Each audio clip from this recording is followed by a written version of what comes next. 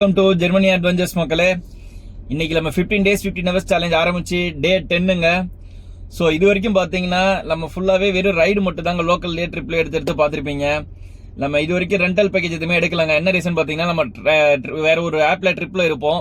அந்த டைம்ல வந்து இதுல ரைடு வந்துருங்க ஹவர்லி பேக்கேஜ்னு சொல்லிட்டு. ஸோ நம்மளால எடுக்க முடியாம போச்சு. அது இல்லாமல் இன்னைக்கு கொஞ்சம் டயர்ட்னஸ் வேற இருக்குங்க.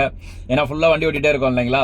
ஸோ அதனால இன்னைக்கு ரெண்டல் பேக்கேஜ் கிடைக்குதா பார்ப்போங்க. கிடைச்சதுன்னா இன்னைக்கு ரெண்டல் பேக்கேஜ்ல எங்கெங்க போறோம், சென்னையில எங்கெங்க எக்ஸ்ப்ளோர் பண்ணணும்னு சொல்லிட்டு பார்ப்போங்க.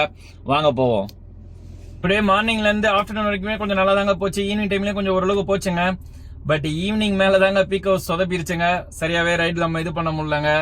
டோட்டலா நம்ம ஏர்போர்ட்ல ஈவினிங் டைம் மேல போய் மாட்டிக்கிட்டோங்க. ஒரு 1.5 hours 2 hours அங்கே வெயிட் பண்ண மாதிரி ஆச்சுங்க. ஆனா நிறைய வண்டி புக்கிங் எடுத்து போயிட்டே இருந்தாங்க. நம்மளுக்கு மட்டும் ஆர்டரே வரல, என்னன்னே தெரியலங்க. அந்த டைம்ல தான் வந்து பாத்தீங்கன்னா ஒரு சம்பவங்க. திடீர்னு ஏர்போர்ட் அத்தாரிட்டிஸ் இந்த போலீஸ்காரங்களா இருப்பாங்க இல்லைங்களா, அவங்களாம் வந்துட்டாங்க. கையில ஏதோ ஒரு மிஷின்லாம் எடுத்துட்டு வந்தாங்க. அப்புறம் பாத்தீங்கன்னா டாக்லாம் கூப்பிட்டு வந்துட்டாங்க. எதுக்குடா வந்திருக்காங்கன்னு சொல்லிட்டு, அதுவும் பார்க்கிங் ஏரியால எதுக்கு இருக்காங்க, ஏர்போர்ட் டிபார்ச்சர் சைட்ல தான் இருப்பாங்கன்னு சொல்லிட்டு பாத்துட்டு இருக்கோங்க.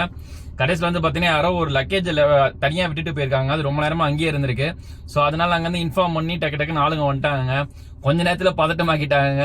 அடுத்து ஒரு 10-15 நிமிஷம் இருக்குங்க. டக்கு டக்குன்னு வந்தாங்க, செக் பண்ணாங்க. அதுக்கப்புறம் என்னாச்சு ஏதாச்சுன்னு தெரியலங்க. ஒரு செக்யூரிட்டிக்கு கால் பண்ணி என்ன பேசுனாங்கன்னு தெரியல. யாரோட லக்கேஜை மிஸ் பண்ணிட்டு போயிட்டாங்களான்னு தெரியலங்க. அவங்க அந்த லக்கேஜ் எடுத்துட்டு போயிட்டாங்க. அதோட அந்த விஷயம் முடிஞ்சது. அதுக்கப்புறம் நம்ம ரைடை ஸ்டார்ட் பண்ணி ஆஸ் யூஷுவல் கிளம்பி வந்தோங்க. ஈவினிங் ரொம்ப டல்லுங்க. ஸோ இன்னைக்கு எத்தனை கிலோமீட்டர் ஓட்டிருக்கோம் பார்க்கலாங்களா. இன்னைக்கு வந்து பாத்தீங்கன்னா 148.5ங்க.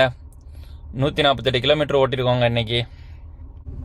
அப்புறம் இன்னொரு விஷயங்க, Nayara petrol பங்க்லாம் diesel and petrol ரேட்லாம் கொஞ்சம் ஜாஸ்தி ஆயிட்டு மாதிரி சொல்லியிருக்காங்க. பட் நார்மலாக நீங்க போய் பெட்ரோல் பங்க்ல செக் பண்ணி பார்த்தாங்க, பாரத் இந்தியன் எல்லாம் அங்கெல்லாம் நார்மல் பிரைஸ்ல தான் இருக்கு. ஸோ எதுக்கும் நீங்க ரொம்ப அர்ஜென்ட் படுத்தி இப்போ ரீசென்ட் டேஸ்ல பண்ண மாதிரி ரொம்ப போய் கியூல நின்றுக்காதீங்க. உங்களுக்கு அத்தியாவசியமா தேவைன்றதை மட்டும் கொஞ்சம் எக்ஸஸா நீங்க இப்போ வண்டியில ஃபில் பண்ணி வச்சுக்கோங்க. ஸோ மோடிஜியும் வந்து லாக்டவுன் வர மாதிரி சொல்லியிருக்காங்க. லாக்டவுன்னா நம்ம கோவிட் டைம்ல அந்த மாதிரி இல்லைங்க. ஜஸ்ட் இந்த பொருளாதார ரீதியா கொஞ்சம் பொருட்கள்லாம் விலை ஜாஸ்தி ஆகிறதுக்கு வாய்ப்பு இருக்கு. ஸோ அந்த டைம்ல சப்போர்ட் பண்ண மாதிரி இப்போ பண்ணுன்ற மாதிரி சொல்லியிருக்காங்க.